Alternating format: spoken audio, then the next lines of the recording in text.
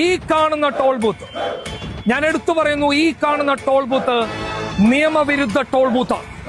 എടുത്തു പറഞ്ഞു കഴിഞ്ഞാൽ ഈ ടോൾ ബൂത്തിൽ നിങ്ങൾ കൊടുക്കുന്ന ഓരോ പൈസയും നിയമവിരുദ്ധ പ്രവർത്തിക്ക് കൊടുക്കുന്ന പൈസക്ക് സമമാണ്. ഇതിന്റെ പേരിൽ നിങ്ങൾ കേസെടുത്താലും പ്രശ്നമില്ല. കാരണം ഇത് കൊള്ളയാണ്. ഇത് പറയാനുള്ള കാരണം എന്താണെന്ന് വെച്ച് കഴിഞ്ഞാൽ നാഷണൽ ഹൈവേ ഫീ റൂളിന് എഗൈനസ്റ്റ് ആണ് ഈ ടോൾ. നാഷണൽ ഹൈവേ ഫീ റൂൾ നമ്പർ 8/1, റൂൾ നമ്പർ 8/2 പ്രകാരം ഒരു ടോൾ ബൂത്തിൽ നിന്ന് അടുത്ത ടോൾ ബൂത്തിലേക്ക് 60 കിലോമീറ്റർ ഡിസ്റ്റൻസ് ഉണ്ടായിരിക്കണം.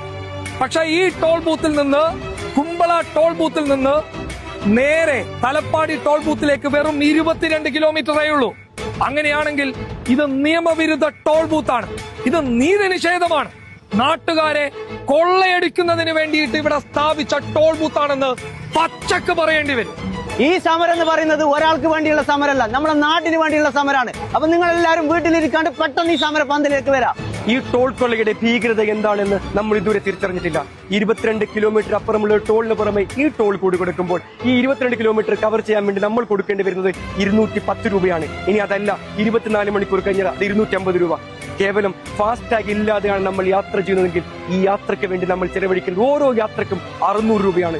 ലോകത്ത് ഒരിടത്തും ഇല്ലാത്ത, ദുബായിൽ പോലും ഇല്ലാത്ത ഒരു ടോൾ കൊള്ളയാണ് ഈ നാട്ടിൽ കടന്നുകൊണ്ടിരിക്കുന്നത്. നമ്മൾ എന്തുകൊണ്ടും ഇതിനെ പ്രതികരിച്ചേ തീരൂ. അതിനൊരു അവസരമാണ് നമ്മൾ ഈ സമരത്തിന്റെ കൂടെ നിൽക്കേണ്ടത്. ഓരോ കാസർഗോട്ടുകാരുടെയും ഉത്തരവാദിത്തമാണ്. ആർക്കെങ്കിലും കുഴിച്ചു മൂടാമെന്നുള്ള ധാരണയുണ്ടെങ്കിൽ അതൊക്കെ മനസ്സിലങ്ങ് വെച്ചോളൂ. അതൊന്നും നടക്കാൻ പോകുന്നില്ല. കാരണം അദ്ദേഹത്തിന്റെ പിന്നിലുള്ളത് ഒരു രാഷ്ട്രീയ പാർട്ടിയല്ല, പൊതുജനമാണ്. പൊതുജനത്തെ തോൽപ്പിച്ച് ഇവിടെ ഒരു കോർപ്പറേറ്റ് വീരനും വാഴാമെന്ന് മനസ്സിൽ പോലും സ്വപ്നം കാണേണ്ട. അങ്ങനെ ഒരു തോന്നലേ വേണ്ട.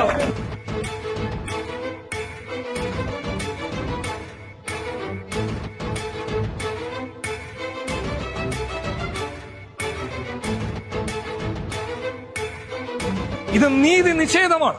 ഇത് നമ്മൾ ചോദ്യം ചെയ്തില്ല എങ്കിൽ നാളെ ഇതിനേക്കാൾ വലിയ നീതി നിഷേധങ്ങൾ നമ്മുടെ മുന്നിൽ കൊണ്ടുവന്ന് ഇവരിട്ടത് ചോദ്യം ചെയ്യണം.